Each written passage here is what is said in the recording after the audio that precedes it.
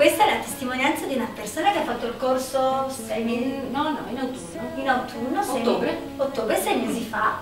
6 mesi fa, e adesso vi racconta un po' la sua esperienza con le tecniche. Puoi raccontare un pochino, sì. Alessandra? Beh, lei è insegnante di musica? Sì, io sono musicoterapeuta, musicista e svolgo le mie attività nelle scuole pubbliche e private, in particolare in una scuola di musica ho dei corsi di pedagogia della musica e pedagogia del movimento.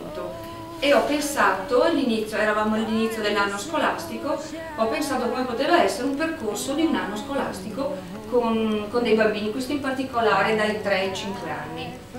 E vedete che come prima si pensava ai quadranti, no? Ho immaginato il senso della rotazione come dell'orologio, partendo il corso è di musica d'insieme, un laboratorio di musica d'insieme, ho messo i palloncini, ho scritto viva la musica e sono partita immaginando dei coni gelato, perché il sapere ha a che fare con il sapore e quindi non c'è niente di più gustoso di imparare qualcosa che ha molto sapore.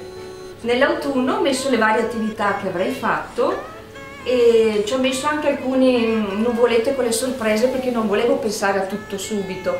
Man mano che facevo le attività probabilmente venivano fuori anche idee nuove.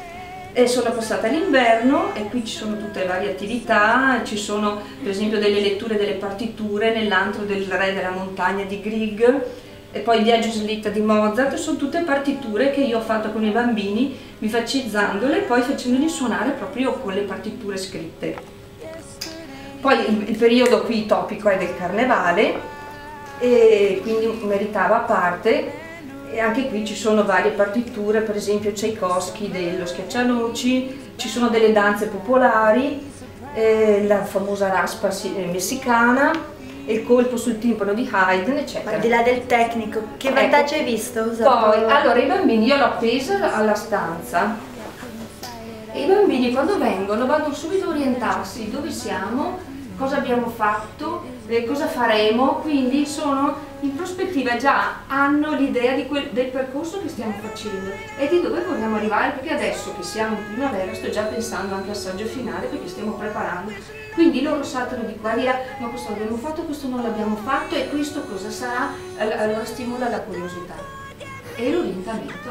E tu che vantaggio hai visto per te? Mi orienta tantissimo, perché una mappa è sempre una mappa e poi a parte la fantasia, poi il colore, il movimento,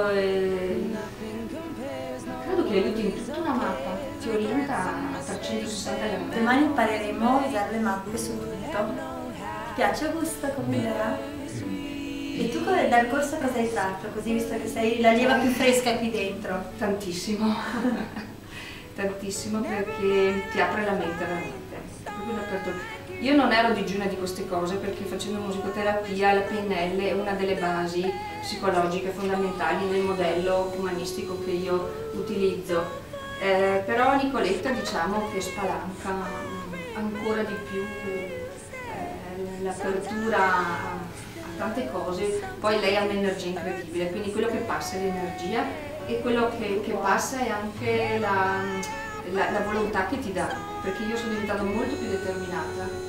Non lascio più correre fra ospite, no, faccio. Infatti adesso già che io sto già puntando, mio marito è lì che trema.